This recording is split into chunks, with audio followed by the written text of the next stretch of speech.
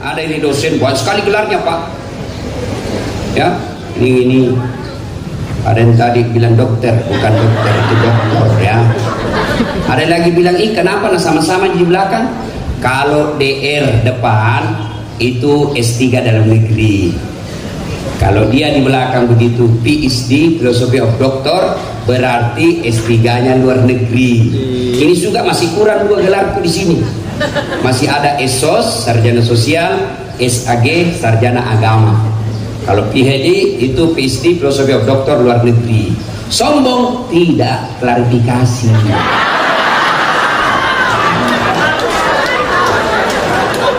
Jawab. Ini banyak gelarnya, dosen. Wah, mulai pikun-pikun sejak mau pensiun. Diprotes sama istrinya. Pak, biasanya kalau mau kopi mengajar kau cium-cium jidatku. Ini mau 2 minggu kau tidak pernah cium-cium saya. Langsung sudah bilang suaminya, astagfirullah. Berarti siapa kau cium selama ini? Ternyata pembantu dari kau mau sombong, tidak bisa kau bedakan mana istri mana pembantu. Dan juga modus bos. Mentang-mentang kau sudah dengar ceramah begini, masuk kamar pembantu, didapat sama anak-anak, kukira mama anu nah.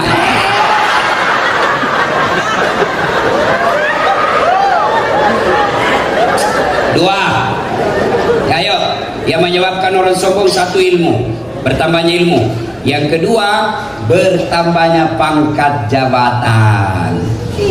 Jangan kesombong gara-gara pangkat bos. Kepala dinas tergantung bupati. Jangan kesombong. Bupati suka kok, tapi istrinya bupati tidak suka kok.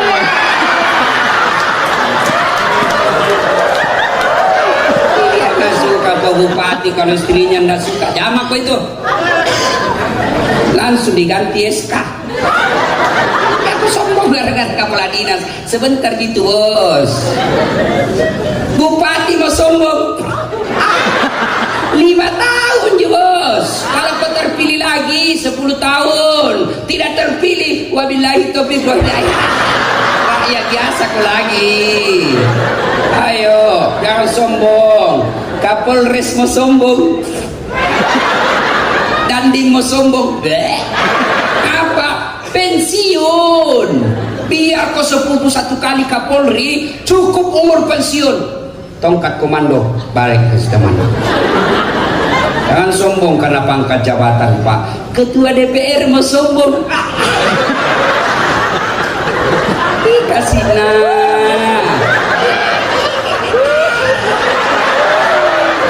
sombong bos. Jadi anggota DPR mau sombong, jangan. Kau jadi anggota DPR karena rakyat memilihmu.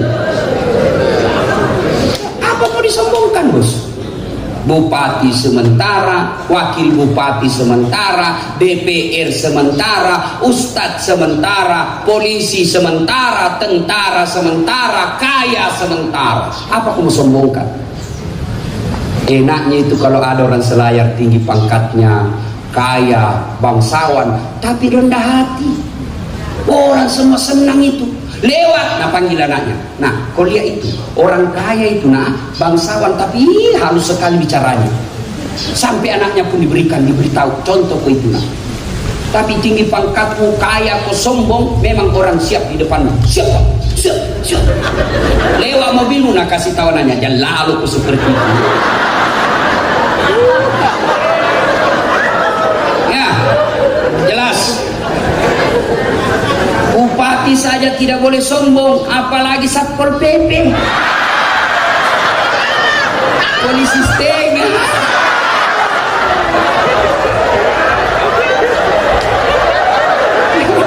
Ada Satpol PP di sini.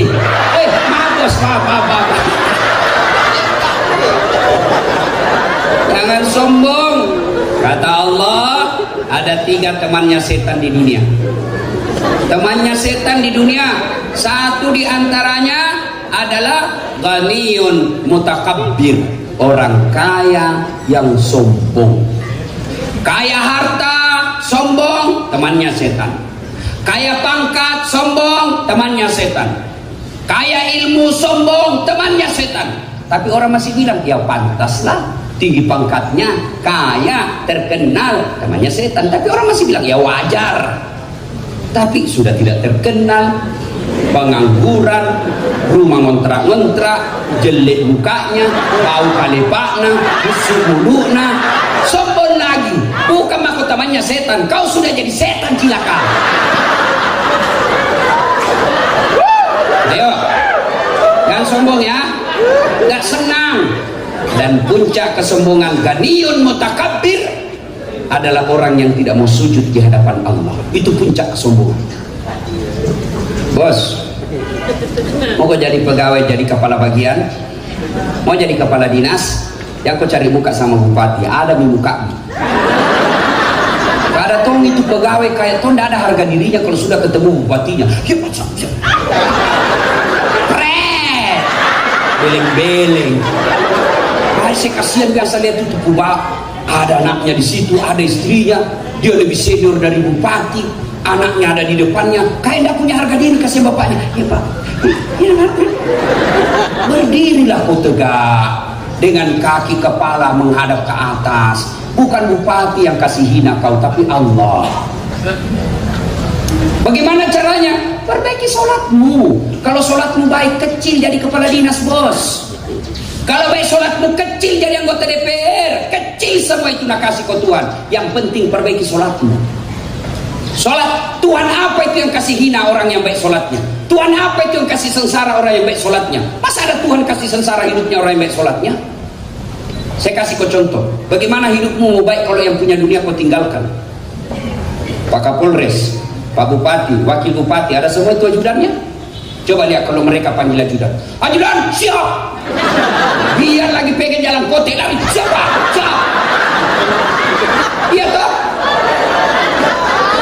Kira-kira ada ajudannya bupati dipanggil. Ajudan. Tunggu dulu Pak, orang sibuk. Bilang mah kok tinjak lehermu. Ayo, bupati saja, kapolres saja, dandim saja begitu takutnya ajudan kepada manusia. Padahal mereka ada masa pensiunnya, ada hilang jabatannya. Lalu kenapa ketika Allah panggil ki, hayya 'alas shalah, PNS sini kok sholat. Ya Allah perbaiki hidupku, ya Allah muliakan hidupku, ya Allah perbaiki jabatanku. Allah balas, sini mah kok, saya kasih kok. Hayya 'alal falah, sini saya kasih kau kejayaan. Hayya 'alal falah itu kan artinya mari saya kasih kau kemenangan. Sini kok saya kasih kau yang kau mau. Tapi apa kita bilang? Tunggu, lagi meeting, tunggu, lagi rapat. Nah bilang Tuhan sudah dipandai urus mah kok. Kau tidak mau kau panggil urus nih. Akhirnya wajar, Bapak 30 tahun jadi pegawai tapi tidak pernah lepas dari utang baru. Yang ketawa, saya seriusin. Bos, saya bisa cerita, bukan mau takabur Pak. Saya pernah itu waktu saya kuliah, saya ingat betul sampai sekarang, lantai 2 Sospol, PIS 3, ruang 207. Saya keluar dari kelas, ada senior pun nak tunjuki, karena bila ada saat tidak malu-malu itu, cakar semua bajumu, rombengan. Saya tidak malu, saya tidak balas, saya tidak ngomong, senyum saja sambil saya berdoa dalam hati, ya Allah panjangkan umurku supaya saya bisa berbuat baik kepada orang ini. Alhamdulillah Ramadan kemarin sudah tahun ke-7 saya kasih zakat itu orang. Saya pernah menjadi cleaning service, membersihkan 4 toilet travel paling terkenal di Makassar waktu itu. Saya berdoa, ya Allah mudah-mudahan saya bisa umroh. Saya bilang sama koordinator kebersihannya, jangan maki gaji Kak, tapi kalau ada undian umroh gratis kasih masuk juga namaku. Mudah-mudahan saya bisa umroh gratis. Sampai tutup itu kantor nggak dapat. Tapi biiznillah dengan izin Allah, sekarang saya punya travel sendiri. Saya bisa umroh kapan saja. Bahkan sopirku pun terakhir saya bilang piko umroh. Dan dengan izin Allah. Dulu saya jalan kaki pergi sekolah, coko-coko dari Jalan Harimau ke SMA 4, Jalan Cakalang, masuk itu Pasar Ciduk, sembunyi-sembunyi, Kamanuki lihat jalan kaki. Dengan izin Allah, alhamdulillah ada tumis sekarang kendaraanku beberapa unit. Bahkan yang saya pakai di Makassar sekarang belum cukup 10 mobil seperti itu. Dengan izin Allah. Apa susahnya Allah kasih kau dunia? Nah, Allah punya. Ayo, jangan pernah perbaiki saja sholatmu kecil. Apa yang kamu mau nak kasih ke Allah? Jangankan yang tidak masuk akal, yang masuk akal. Jangankan, saya ulang, jangankan yang masuk akal, yang tidak masuk akal saja bisa.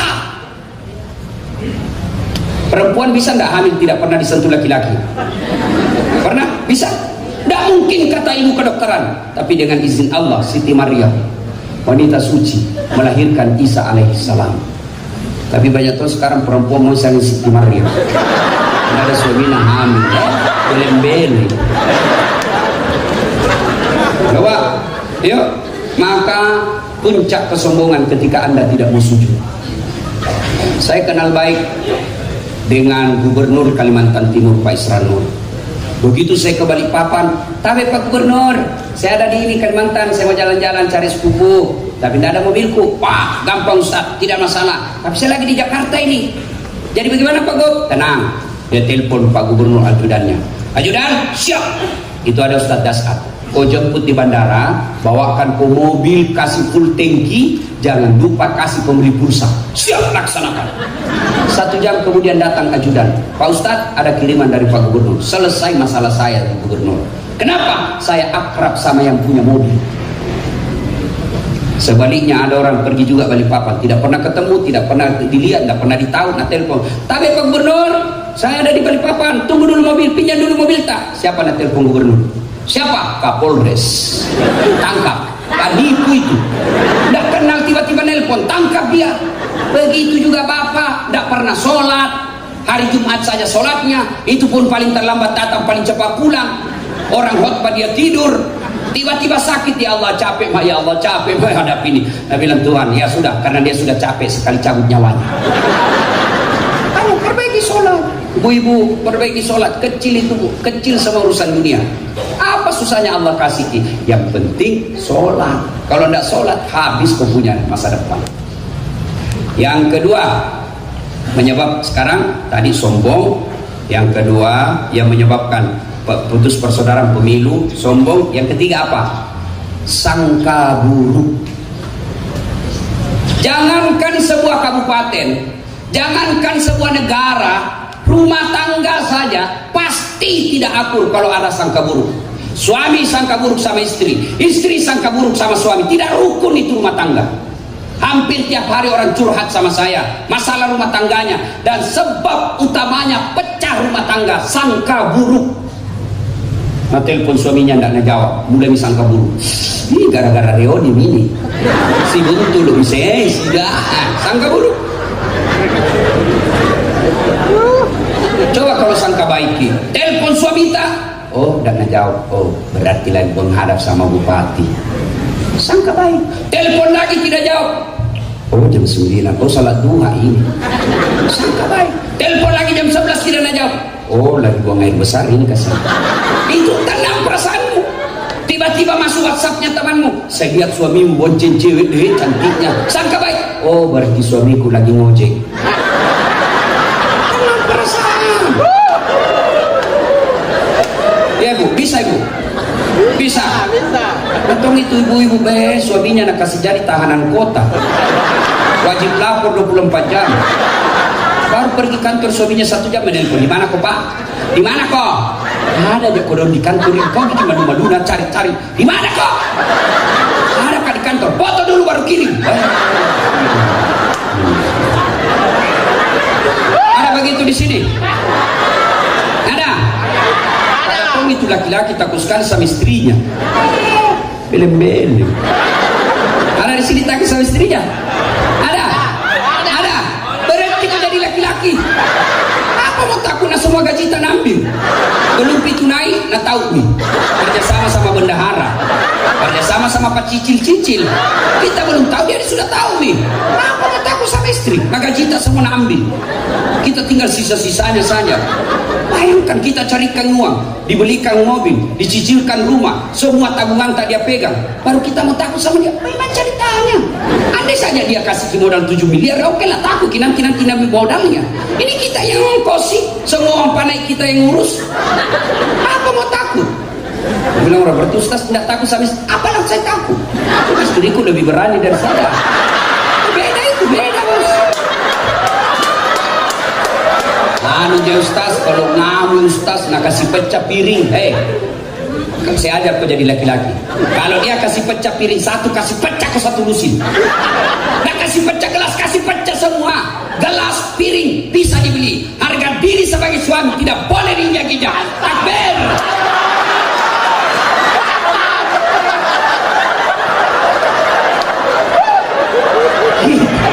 Kita juga Bu, jangan suka kasih takut-takut suami tak mau bersedekah untuk orang tuanya, ada kasihan itu gaji tambahan, gaji 13 kiriman ke rumah bapak di kampung, lama-lama min kasihan tidak datang, kirim ini saja itu yang 12 juta kirim, langsung bilang apa?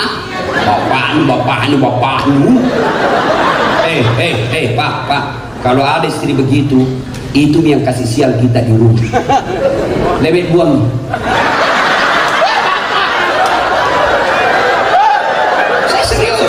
Serius. Saya bilang sama istriku, jangan lalu kau gara-gara orang tua, aku tidak ada maaf. Kau kenal saya setelah seperti ini, kau tahu saya setelah saya mapan. Kau mau macam-macam, tidak ada. Kau boleh marah-marah sama saya, kau boleh kau maki-maki saya, boleh kau lempar kepalaku, yang penting tidak ada kena. Satu yang tidak boleh, jangan lalu kau singgung orang tua aku, tidak ada maaf bagi. Takut sekali sama istri, kau di balik deh terserah. Nanti kau jadi laki-laki, ya? Serius ini bos. Tapi kita juga ibu baik-baik sama suami kita. Itu laki-laki tergantung istri. Coba kalau dia datang dari kantor dimarah-marahi, pulang langsung usianya sabar kita. Memang begitu menjadi pegawai. Masa kita mau marah sama kepala dinas? Kan tidak mungkin. Kita anak buah, sabar maki. Baru puluh suaminya baru menyanyi. Bila kamu di sisi tenang perasaannya ke sana. Karena gampang itu jadi laki-laki. Dicarikan ki uang. Bagaimana supaya kita bisa dihormati tetangga pakai ki emas? Bagaimana supaya kalau pulang kampung kita hargai ki saudara, tak nak belikan ki baju bagus? Itu kerjanya suami kita. Lalu kalau kita tidak hargai, apa yang paling hebatnya kita? Apa yang dia banggakan suami kita? Kasar ki ngomong, tambah batala maki juga. Buat makan, pandanakan, makutu. Mau dia apa ini perempuan begini? Pulang ki tidak pernah tunggu cantik. Sampai ki di rumah tidur ya ada yang dari beras. Dikasih buntik mata anak dua. Baru nangka kali pak. Bagaimana kita tidak menderita bos? Iya pak. Ibu, coba kalau ibu baik, sopan. Begitu suami tak mau kawin, apa nak bilang mertua tak? Kami lemah pede. Kau mau kawin lagi? Coba kau lihat itu istrimu. Saya datang di rumahmu belum pak bangun sudah siap sarapannya. Saudaramu nak hargai, tak pernah bicara kasar sama kamu, nak hormati, nak didik anakmu. Belum tentu kau dapat perempuan lebih baik sama itu. Jangan kalau mau kawin, kalau mau kau kawin lagi, harap air susuku yang pernah kau minum. Tapi kalau ibu datang mertua tak baru 1 jam nak tanya nih kapan kita pulang mak. Pulang mertua, pulang anak tak lebaran, suami tak. Nah bilang mertua tak, apa pada itu istrimu nak, saya kusekolahkan kau tinggi-tinggi itu, saya jualkan kau sayap, saya nak hargai ke orang. Nah ini istrimu saja tidak hargai kau nak, apa pada itu kamu? Kau dihina sama istrimu, ada temanmu nak marah-marahi kau, datang saudaramu tidak pernah nak hormati, tidak pernah kak nak muliakan, apa pada itu istrimu? Sudah mi, kawin aku lagi, kalau perlu sembunyi kau. Oh, masih mau kau. Mobil aja kerjanya mendendaknya. Kira-kira jadi laki-laki bu susah. Coba beda itu polisi kudu di kantornya dimarah-marahi sama bosnya. Siap salah pak, siap salah. Mana cocok salah, siap salah. Sampai di rumah dimaki-maki lagi sama istri. Kenapa kau tidak lawan? Apa mau dilawan lah komandan tak? Yang ketawa serius kayak ini. Nak natung itu kalau pulang ki marah-marah ki langsung sendiri tak lagi menyanyi marah tuh insaflah wahai manusia. Tenang, itu lagu-lagunya ibu dulu kan ada nasihat di dalamnya. Sekarang lagunya ibu-ibu sang kayu kajili-jili. Yo ayo.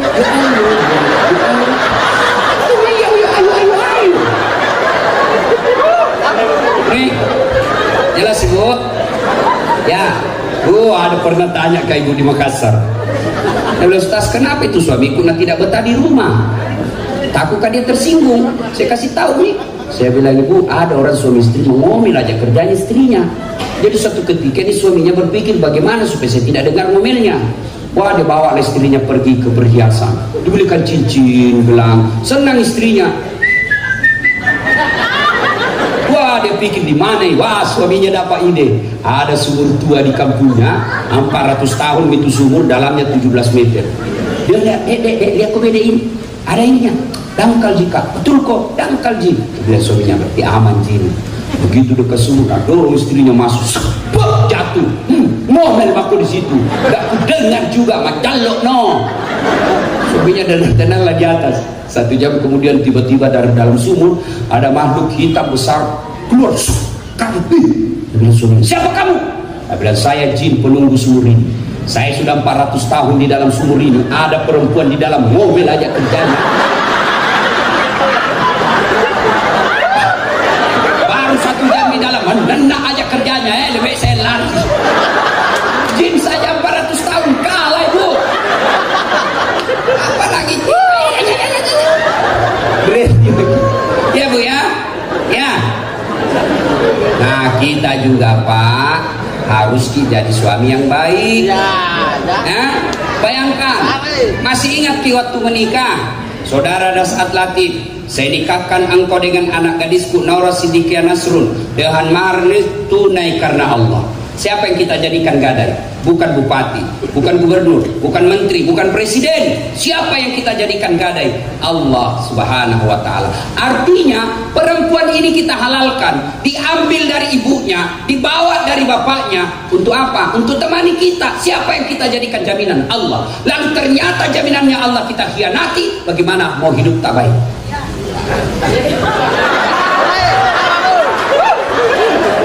Coba Bos, ayo coba dia itu istri dah kasihan. Nah, tinggalkan kampungnya dari Bode, dia datang ke Selayar, dia tinggalkan kakaknya, dia tinggalkan adiknya, dia tinggalkan ibunya, dia tinggalkan bapaknya karena ngikut sama suaminya ke Selayar. Sampai di Selayar ternyata bapak hianati istri tak, rasan rapat ternyata pikir merapat. Wajar hidup tak tidak bisa baik ekonominya. Kenapa? Karena istri tak kita sakiti perasaannya. Mantap. Baik ya, imbang ibu toh. Nah, Masya Allah, sangka buruk, berhentilah bersangka buruk. Tiba-tiba bupati mutasi, staf ahli, sangka baik, berarti Pak Bupati tahu Bapak ahli. Staf ahli ini staf ahli yang tidak ada stafnya. Jangan Pak, sangka baik, tiba-tiba tadi kepala dinas terganti bupati, menjadi tidak ada apa-apanya, sangka baik. Alhamdulillah, pernah jadi kepala dinas itu turun dari pegawai sampai sekarang nggak ada pangkatnya. Sangka baik. Saya 2013 ikut Pilwali Makassar, kalah tidak, cuma yang menang lebih banyak suaranya. Namanya sangka baik. Saya tamat SMA daftar tentara, mau jadi akabri penerbang. Begitu tes fisik jalan Garuda depan kantor programnya, tidak lulus. Kenapa? CPR tidak cukup tinggi itu. Saya protes kepada Allah, ya Allah, kenapa kau lahirkan saya dalam keadaan pendek? Kau tidak rugi jadi Tuhan kalau saya jadi tentara. Temanku lulus polisi, sekarang dia di Sulbar reserse, satu bunga-bunga pakai baret merah. Saya lulus jadi ustadz pakai baret putih. Tapi alhamdulillah dengan baret putih yang saya pakai, mulai baret merah sampai baret hitam, ku caramai ke semua.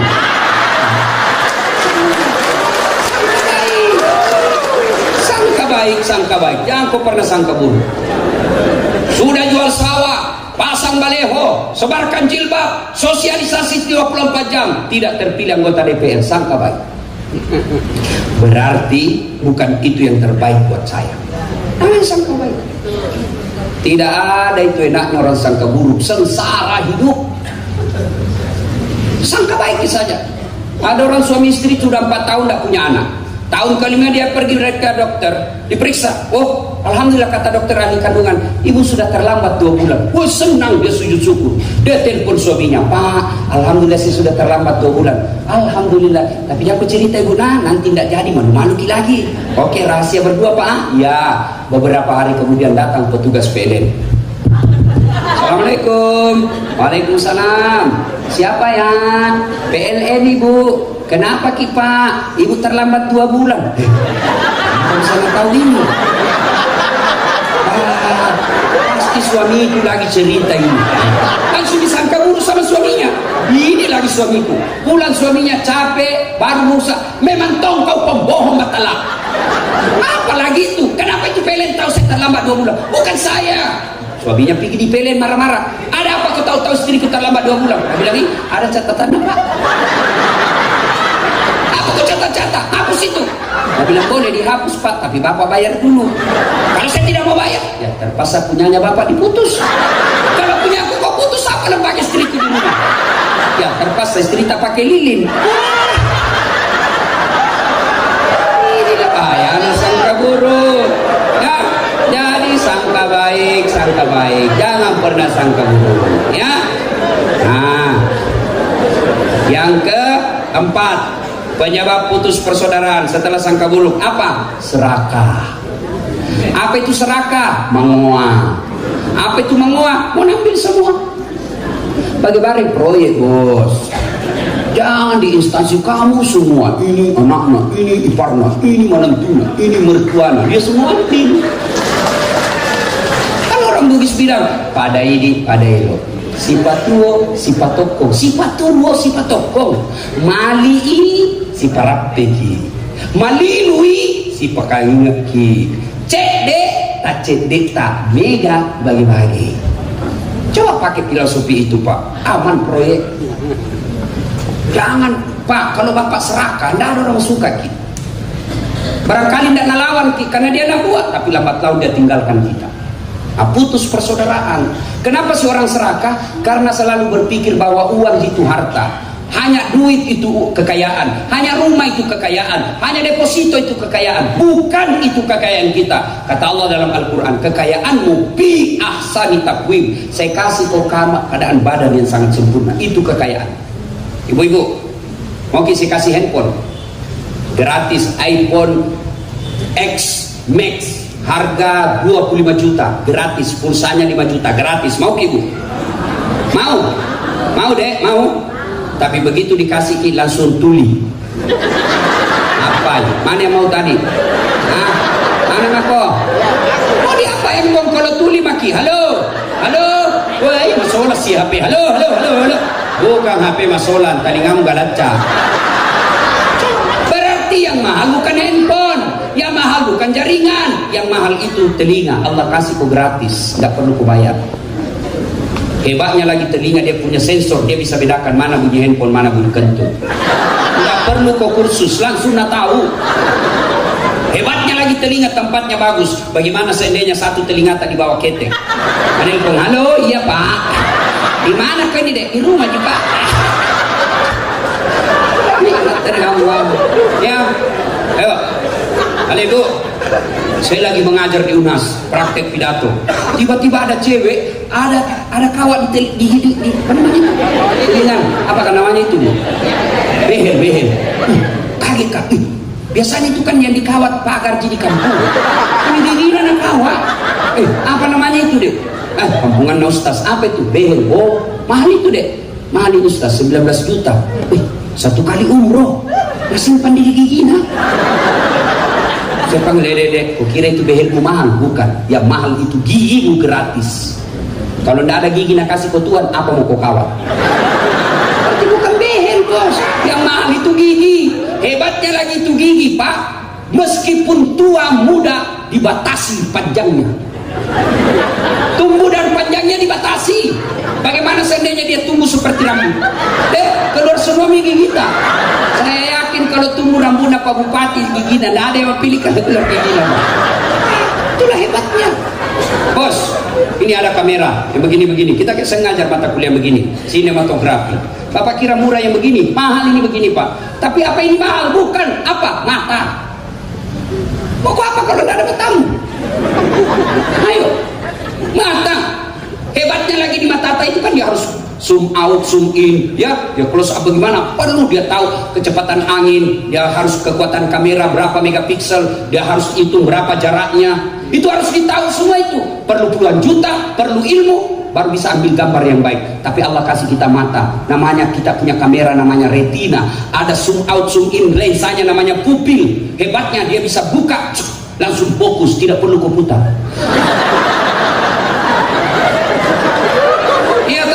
Hebatnya lagi di mata, dia punya sensor pembeda, dia bisa bedakan mana pembantu, mana istri. Dia bisa bedakan mana istri, mana tetangga. Bayangkan seandainya tidak bisa bedakan, tak tukar-tukar istri. Kenapa ini malam minggu dan lelen rasanya? Ternyata tetangga.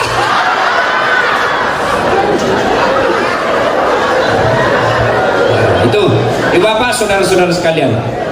Banyak yang bisa menyebabkan putus persaudaraan, tapi waktu yang terbatas. Sekarang, ayo, bagaimana pula kalau banyak teman? Apa hebatnya? Kalau banyak teman, apa hebatnya? Satu, banyak teman, murah rezeki. Ibu berdoa, ya Allah murahkan rezekiku, ya Allah tambahkan rezekiku. Bapak datang ke masjid, bermalam di masjid itikaf, ya Allah mudahkan rezekiku. Apa kira-kira langsung datang itu uang jatuh dari langit-langit masjid? Peling kantong gitu begitu. Lalu dari mana itu rezeki? Dari tangannya manusia, dari tangannya tanggata, dari tangannya anak buata, dari tangannya teman tak. Berarti makin banyak teman, makin banyak tangan yang antar rezeki. Saya di Makassar hampir tidak pernah laku uang kupang. Kemana-mana saya gratis. Saya pergi pasar di Potere, baru turun dari mobil ada yang teriak, "Assalamualaikum Ustaz." Dalam hatiku aman dan terkendali. Hari beras, hari ikan. Itu istriku suka sekali, kita mimpi pasar Ustaz. Coba, begitu saya mau bayar, berapa deh? Jangan maki Ustaz, anda enak masih pagi-pagi. Berapa deh? Gak usah Ustaz, dalam hatiku. Memang itu kutunggu. Yang kedua, banyak teman bos gampang selesai masalah. Jadi berhentilah kita bermusuhan. Tidak ada yang waqtasimu bihablillahi jami'an wa la tafarraqu. Berpegang teguhlah engkau kepada tali persaudaraan agama Allah dan janganlah engkau bercerai-berai. Bahkan Nabi jelaskan, umatku itu seperti badan ini. Coba lihat badan kita Pak. Tangan kanan gatal tanpa disuruh kiri yang garuk. Tangan kiri yang gatal tanpa diundang kanan yang garuk. Gatal dua-duanya kerjasama. Jalan anak muda tahan tuh kakinya. Kaki tahan tuh, kaki yang sakit. Apa yang lain masa bodoh? Tidak, langsung mata cari mana hidupnya. Tangan mengusap. Padahal kaki yang bermasalah, semua terlibat. Tidak ada orang tahan tuh kaki. Siapa suruh pergi jalan apa kita kok? Tidak mungkin. Begitulah kita mestinya di Kabupaten Selayar. Ya. Satu sakit yang lain ikut rasa sakit. Rakyat Selayar berkata, jangan kau ganggu polisiku, jangan kau ganggu tentaraku, jangan ganggu polisi, jangan kau ganggu bupatiku, jangan kau ganggu ulamaku, kau ganggu mereka, kami rakyat Selayar kau hadapi. Polisi juga ngomong begitu, jangan kau ganggu masyarakat Selayar, jangan kau ganggu bupati Selayar, kalau kau ganggu ku tembak kepalamu. Begitu, satu sakit yang lain ikut merasakan. Ini namanya ukhuwah, persaudaraan. Nah sekarang bagaimana cara menyambungkan persaudaraan? Satu, sedekah. Paling efektif. Orang marah sama kita, bawakan sedekah, berhenti. Sudah dimarahi. Enggak apa-apa jadi ini 1 juta. Enggak apa-apa jadi Pak, yang berarti 1 juta ada juga. Paling efektif itu Pak, sedekah. Dan demi Allah tidak ada orang yang bangkrut gara-gara sedekah. Tunjukkan saya ke orang yang sakit-sakitan karena rajin sedekah. Orang yang bangkrut gara-gara sedekah, tidak ada. Makin rajin kau sedekah, umurmu sehat, panjang umurmu, dan yang lebih penting berkah hidupmu. Jadi yang pelit Pak, tidak ada orang suka itu orang pelit. Bahkan orang pelit sekalipun tidak suka sama orang pelit. Dan di rumahnya seke, padahal dia juga seke. Mau lihat pelitnya orang Islam? Mau lihat pelitnya orang Islam? Coba lihat kalau ada ulang tahun kabupaten, undang artis dari Jakarta. Pesawatnya bisnis kelas. Dari bandara ke lokasi acara, kasih hotel bintang 5, dikawal tentara polisi. Para koridor. Selesai sampai di panggung, apa nak bawakan ki? Alamat palsu. Kelihatan pahanya, kelihatan dadanya. goyang, goyang. Nggak juga nak kasih pegang kipan, apakah Cina-Cina ya ki? Ya, pulang berapa dikasih? 100 juta. Sampai di Jakarta 100 juta nak pakai narkoba, nak pakai berzina, nak pakai hura-hura. Itu penghormatan kita sama artis. Giliran kita undang ulama.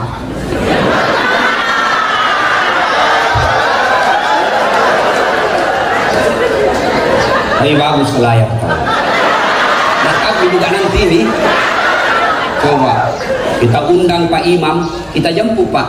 Enggak, kita telepon Gojek. Jemput Pak Imam, datang itu Pak Gojek. Pak Imam, apa pergi?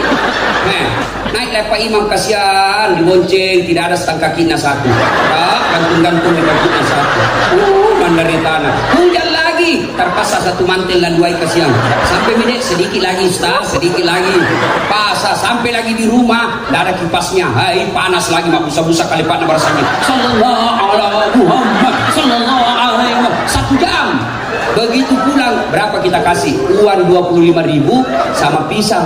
Nah bilang suaminya, 1 jam kau itu nak doakan, nak tinggalkan itu kadang inunya kerjanya karena kau datang nak hormati kau. Lalu apa nak bilang istrinya? Sudah ditambahin di situ jalan kota yang 4. Ketawa serius orang ini. Ketawa karena bayangkan pernah begitu tuh. Yang kedua, cara menyambungkan persaudaraan setelah bersedekah, bermaaf-maafan. Ini sekarang.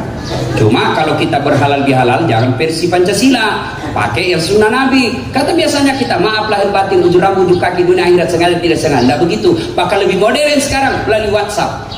Fotonya satu keluarga. Mohon maaf lahir batin, sengaja. Nah, bagaimana caranya? 1, jabat tangannya. Bagaimana kalau bukan muhrim? Syafi'i tidak boleh. Imam Ahmad selama aku tidak nafsu boleh. Maka saya kalau mahasiswa aku di Unhas, yang cewek saya begini saja. Kenapa? Dia masih muda, saya juga masih muda. Masa nafsu Ustaz? Ini saya manusia biasa. Ayat tidak mengatakan la taqrabus zina illa Ustaz. Jangan dekati zina kecuali Ustaz. Tidak, biar Ustaz hancur tonjin. Jabat tangan. Kalau ibu-ibu yang usia 70 dan sudah bau-bau minyak gosok, tidak mungkin saya nafsu sama nenek-nenek. Ya tidak tahu lah kalau ibu nafsu sama saya. 1, jabat tangannya. 2, pandang matanya. Kadang-kadang ada orang jabat tangan pandang hargai tidak lihat. Tidak, sunnahnya jabat tangannya, pandang matanya. 3, senyum. Kadang-kadang kita itu jabat tangan orang tidak tahu senyum-senyum, malah dikasih pula matanya. Senyum. 4, salawat kepada Nabi. Allahumma shalli ala sayyidina Muhammad wa ala ali sayyidina Muhammad. Yang kelima ini yang paling penting, sebut judulnya dosa. Pak Sekda maafkan saya. Kenapa kok dek? Ada dulu hilang kertas di ruangan, keluarin. Ya saya ambil gitu Pak. Saya bilang Pak Sekda, pantas tengok mati ku cari. Kasih kembali itu. Nah, baru boleh. Selama Bapak tidak kasih kembali itu tidak dimaafkan Allah. Bapak nanti minta maaf sama istri, sebut judulnya. Dia bilang suami minta maafkan aku, bilang apa judulnya? Perjelas memang. Maafkan mas saja, jelaskan kau dulu. Nanti majalok kau lagi, tidak. Bilang apa? Minta maaf kak ibu, pernah kak dulu tugas itu ke Makassar sini bukan. Bilang kak ibu, maafkan nggak saya ibu. Nah bilang istrinya tidak apa-apa, pasti maafkan. Begitulah manusia biasa. Kadang-kadang kita hilang karena waktu nak ke Makassar, saya juga selingkuh.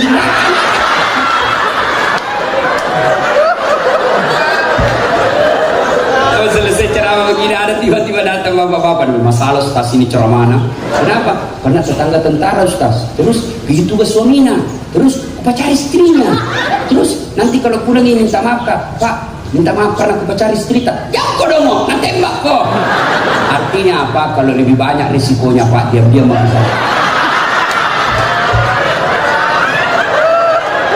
Ibu bapak, saudara-saudara sekalian, makna terpenting dari halal bihalal adalah ukhuwah.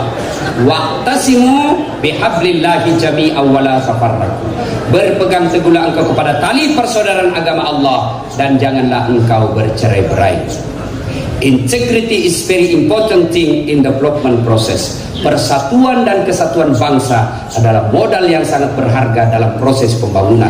Itulah sebabnya dulu trilogi pembangunan zamannya Pak Harto, dari 3 trilogi pembangunan itu, satu diantaranya adalah persatuan. Tidak mungkin kita bisa membangun dengan baik tanpa persatuan. Oleh karena itu, masyarakat Kepulauan Selayar, kalau mau sukses, bersaudaralah, bersatulah. Tidak ada kehebatan orang yang berpecah belah. Sebaliknya, di balik persaudaraan itu adalah kekuatan, dan kekuatan itulah yang bisa membuatkan kita dihormati dan disegani oleh orang lain. Bapak, saudara-saudara sekalian, inilah tausiah kita. Terima kasih Pak Sekda yang menghubungi saya secara langsung, mengirim kapal Kisranya ke Makassar menjemput saya. Luar biasa. Saya ditelepon Pak Sekda, belum boleh nih Pak, yang penting Bapak jamin saya pulang pergi karena sebentar malam saya harus ke Irian. Ampang Ustaz, naik peri, dia ajak kalau naik peri. Pesawat, alhamdulillah ya. Terima kasih Pak Bupati ya.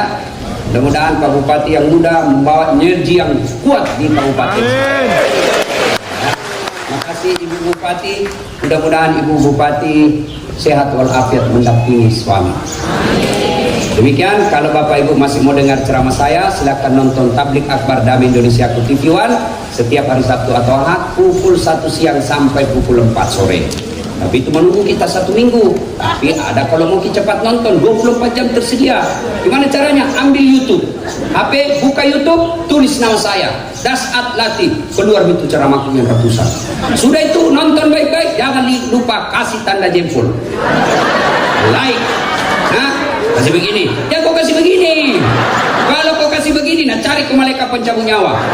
Masa ceramah kau kasih begini, cuma cepat habis kuotamu itu. Maka saya sediakan namanya Cersi, ceramah singkat, 1 menit.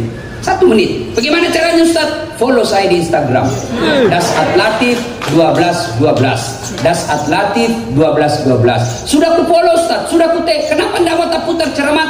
Berarti hakul yakin tidak ada kuotamu. Boleh kau dulu pulsa.